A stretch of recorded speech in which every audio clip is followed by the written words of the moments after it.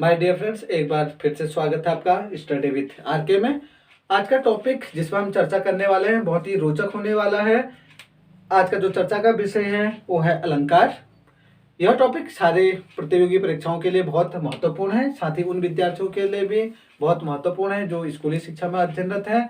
यदि अगर आपने अभी तक हमारे चैनल को सब्सक्राइब नहीं करा है तो हमारे चैनल को सब्सक्राइब कर लीजिएगा और साथ ही बेल आइकन का बटन प्रेस कर लीजिएगा, क्योंकि हमारे जो आने वाले नई वीडियो का नोटिफिकेशन है सबसे पहले आप तक पहुंचेगा।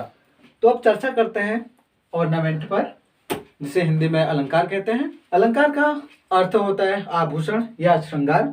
जिस प्रकार स्त्री या पुरुष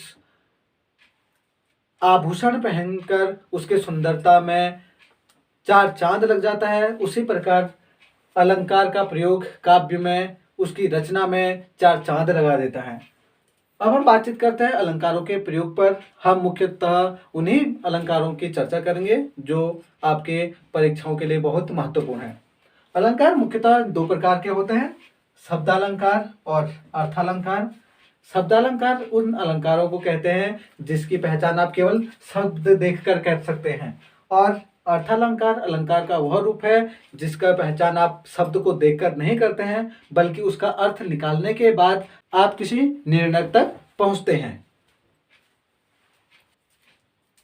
अब बातचीत करते हैं शब्दालंकार पर। शब्दालंकार के अनेक भेद होते हैं, लेकिन मुख्यतः हम अनुप्रास अलंकार, यमक अलंकार और श्लेष अलंकारों की ही चर्चा करेंगे। अनुप्रास अलंकार अलंकार का वह भाग है जिसमें व्यंजनों की पुनरावृत्ति होकर उसके काव्य रचना में परिवर्तन हो जाता है। इस प्रकार का परिवर्तन अनुप्रास अलंकार कहलाता है। जैसे उदाहरण के रूप में हम समझें, रघुपति राघव राजा राम। अगर इस कथन को हम देखेंगे तो यहाँ पर जो व्यंजन है र, उसकी पुनरावृत्ति हो रही है और चारु चंद्र की चंचल किरणें खेल रही है जल थल में। अर्थात यहाँ पर जो वर्ण पुनरावृत हो रहा है, जिसका रिपीट हो रहा है, वो है चौ। इस प्रकार के जो कथन होते हैं, इस प्रकार के जो वाक्य होते हैं, उसमें जो प्रयोग होने वाला अलंकार है वो है अनुप्रास अलंकार। याद रखें कि इन व्यंजनों की पुनरावृत्ति एक निश्चित क्रम में होता है, या तो शब्द के शुरुआती में होते हैं या तो शब्द के अंत में होते हैं। अब बातचीत करते हैं यमक अलंकार पर। यमक अलंकार में शब्दों की पुनरावृत्ति होती है, लेकिन अर्थ अलग अलग आते हैं। अर्थात वह शब्द पूरी परे, अर्थ भिन्न ही भिन्न। शब्द तो बार बार आएगा लेकिन अर्थ अलग अलग होगा। जैसे एग्जाम्पल के रूप में हम लिखें, काली घटा का घमंड घटा। यहाँ पर घटा शब्द दो बार प्रयोग हुआ है। एक बार घटा शब्द यहाँ प्रयोग हुआ है, एक बार अंतिम रूप में है। जो पहले बार घटा का अर्थ है वो है बादल से है, अर्थात काले बादल का घमंड घटा, और दूसरा घटा का अर्थ कम होने से है। दूसरा उदाहरण, जैसे तीन बेर खाती थी, तीन बेर खाते थे। यहाँ पर जो पहले बार बेर शब्द प्रयोग हुआ है वो यहाँ पर फल के लिए प्रयोग हुआ है, जबकि जो दूसरा बेर है यहाँ पर बार से मतलब है। अर्थात जो बेर फल है उसको तीन बार खाने का यहाँ पर बोध हो रहा है। तीसरे एग्जाम्पल के रूप में हम देखें, कनक कनकते सौगुनी मादकता अधिकाय, या खाए बोराई नर व पाए बोराई। अर्थात यहाँ पर कनक शब्द दो बार प्रयुक्त हुआ है। पहले कनक का अर्थ सोना है, दूसरा कनक का अर्थ यहाँ पर धतूरे से है। अर्थात सोना और धतूरा अधिक मात्रा में पाने से या खाने से मनुष्य दोनों स्थिति में पागल हो जाता है। अगर अभी तक आपने इस चैनल को सब्सक्राइब नहीं करा है तो सब्सक्राइब कर लीजिए और लाइक कर लीजिएगा। अधिक से अधिक लोगों को शेयर कीजिए, क्योंकि इस चैनल पर हम उन सभी विषयों की चर्चा करेंगे जो आपके प्रतियोगी परीक्षाओं के लिए महत्वपूर्ण होंगे। अब शब्दालंकार के तीसरे प्रकार श्लेष की चर्चा करते हैं। श्लेष का अर्थ होता है चिपकना। अर्थात जब एक शब्द पर एक से अधिक अर्थ होते हैं तो उसे श्लेष अलंकार कहा जाता है। जैसे उदाहरण के रूप में हम देखें, रहीमन पानी राखिए, बिन पानी सब सून, पानी गए न उबरे, मोती मानुष सुन। यहाँ पर जो पानी शब्द है उसमें तीन अर्थ चिपके हैं। जब पानी का अर्थ मोती के साथ आ रहा है तो उसका अर्थ चमक से है, जब पानी का अर्थ मनुष्य के साथ लगाया जा रहा है तो वहां पर उसके स्वभाव से अर्थ लिया जाता है। जब चूने के साथ पानी को लिया जाता है तो यहाँ पर पानी का अर्थ पानी ही रहता है। अर्थात जिस प्रकार चमक के बिना मोती का अस्तित्व समाप्त है, स्वभाव के बिना मनुष्य का अस्तित्व समाप्त है, उसी प्रकार पानी के बिना चूने का कोई अर्थ नहीं रह जाता है। लाइक तो बनता है यार, ये भ्रांति मत पालिए कि अगर लाइक का बटन दबाएंगे तो ब्लास्ट कर देगा मोबाइल। करके देखिए, अच्छा लगता है।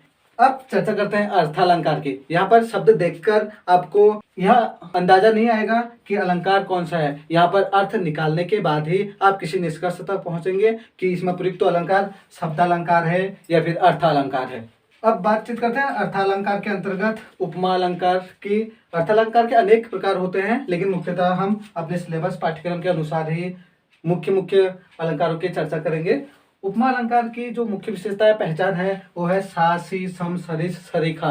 ये शब्द अगर देखेंगे तो आप पहचान लेंगे कि जो प्रयुक्त अलंकार है वो है उपमा अलंकार। जब भी हमारी वीडियो को देखने के लिए आप बैठे, कॉपी और पेन लेकर जरूर बैठे, क्योंकि आपको बार बार उन तथ्यों को, उन टॉपिकों को पढ़ने की आवश्यकता नहीं पड़ेगी।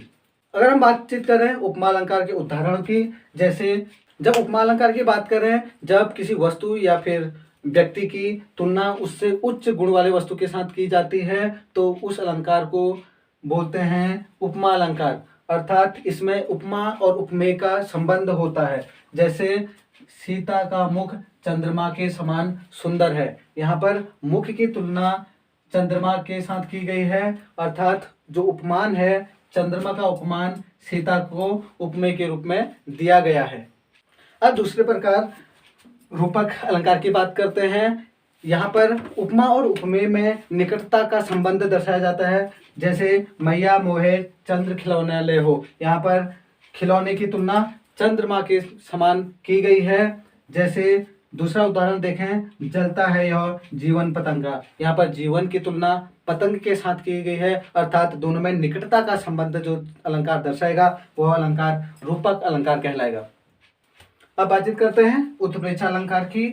जब उपमा और उपमेय में इतना संबंध स्थापित किया जाता है कि उपमेय में उपमान की कल्पना की जाती है, वास्तव में होता नहीं है, केवल कल्पना की जाती है, तो इसकी पहचान है। इसमें प्रयुक्त शब्द मनु, मानो, जनु, जनहु, इस तरीके से शब्द प्रयुक्त होते हैं। जैसे उदाहरण के रूप में देखें, कहती हुई यो उत्तरा के नेत्र जल से भर गए, हिम के कणों से पूर्ण मानो हो गए पंकज नए। इस तरह जो नेत्र की तुलना की गई है पंकज कमल की तरह की गई है। यहाँ पर जो शब्द है मानो, वो उत्प्रेक्षा अलंकार की ओर संकेत करता है। दूसरा उदाहरण, जैसे उस काल मारे क्रोध के तनु कांपने उनका लगा, मानो हवा के जोर से सोता हुआ सागर जगा। अर्थात क्रोध इस तरीके से अपने चरम पर है, ऐसा लग रहा है जैसे शांत सागर में लहरें उठ गई हैं। ये मानो शब्द जो है उत्प्रेक्षा अलंकार की ओर संकेत करता है। अब बातचीत करते हैं अतिशयोक्ति की। अतिशयोक्ति अलंकार में जब किसी वस्तु के गुण या स्थिति का बड़ा चढ़ाकर वर्णन किया जाता है तो उस स्थिति को बोलते हैं अतिशयोक्ति। जैसे हनुमान की पूंछ में लगन न पाई आग, लंका सगरी जल गई, गए निशाचर भाग। अर्थात अभी तो हनुमान की पूंछ में आग भी नहीं लगी है और लंका पूरी धधक गई है, यह उचित नहीं लग रहा है। अर्थात यहाँ पर खूब बढ़ा चढ़ाकर किसी बात का वर्णन किया गया है। इस प्रकार के प्रयुक्त अलंकार को अतिशयोक्ति अलंकार कहा जाता है। दूसरा एग्जाम्पल इसका देखें, आगे नदियां पड़ी अपार, राणा ने सोचा इस पार, घोड़ा कैसे उतरे पार, तब तक था चेतक उस पार। कि राणा की सेना जा रही थी कि आगे से बहुत बड़ी नदी पड़ गई, राणा ने सोचा कि अब चेतक कैसे पार जाएगा। राणा के इतने सोचने भर से ही तब तक चेतक उस पार था, जो बात संभव ही नहीं हुई है। इस प्रकार के जब गुणों का वर्णन किया जाता है तो उस अलंकार को अतिशयोक्ति अलंकार कहा जाता है। एक और एग्जाम्पल इसमें देखते हैं, कढ़त साथ ही म्यान तय, असी रिपु तन तय प्राण। कि अभी म्यान से तलवार निकली ही नहीं है कि तब तक शत्रु मर चुका है। अलंकार का अगला प्रकार है मानवीकरण अलंकार। जब जड़ पदार्थ अर्थात निर्जीव वस्तुओं की तुलना मनुष्य के साथ की जाती है तो इस प्रकार के अलंकार को कहा जाता है मानवीकरण अलंकार। अगर इसके उदाहरण की बात करें, उषा सुनहरे तीर बरसाती, जय लक्ष्मी सी उदित हुई। यहाँ पर उषा अर्थात सुबह की तुलना लक्ष्मी के साथ की गई है, तो इस प्रकार का अलंकार मानविक रल अलंकार कहलाता है। दूसरा उदाहरण, लो यह लतिका भी भर लाई, मधु मुकुल नवल रस गागरे। अर्थात यहाँ पर बसंत के तुलना एक इस तरीके के नायिका के साथ करी गई है जो शहद के कलश लिए हुए हैं। अगला प्रकार है अन्योक्ति अलंकार। जब किसी उक्ति के माध्यम से किसी अन्य बात की जाती है तो इस प्रकार का अलंकार अन्योक्ति अलंकार कहलाता है। जैसे उदाहरण, फूलों के आसपास रहते हैं फिर भी कांटे उदास रहते हैं। अर्थात यहाँ पर भगवान कृष्ण के साथ उद्धव के रहने की चर्चा की गई है, जो भगवान कृष्ण के साथ तो रहते हैं लेकिन उनके विचारों से हमेशा अछूत रहते हैं, उनके प्यार से उनके प्रेम से हमेशा अछूत रहते हैं। दूसरा उदाहरण है, माली आवत देख कर रही, कलियां करे पुकार, फूल फूली चुनी गई, कल हमारी बार।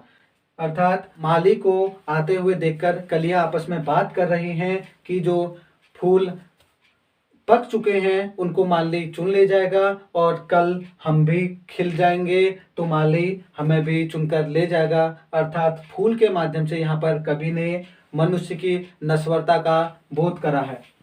अगर आपको अलंकार समझ में नहीं आया तो वीडियो को रोककर फिर से देखिए, एक बार देखिए, दो बार देखिए, बार बार देखिए, जब तक अलंकार समझ में नहीं आएगा। और अलंकार का टॉपिक आप मसल देंगे पेपर में और इससे जो भी प्रश्न पूछा जाएगा उसका उत्तर आप गलत नहीं दोगे। आई होप आपको ये वीडियो पसंद आई होगी। लाइक कीजिएगा, अधिक से अधिक लोगों को शेयर कीजिएगा।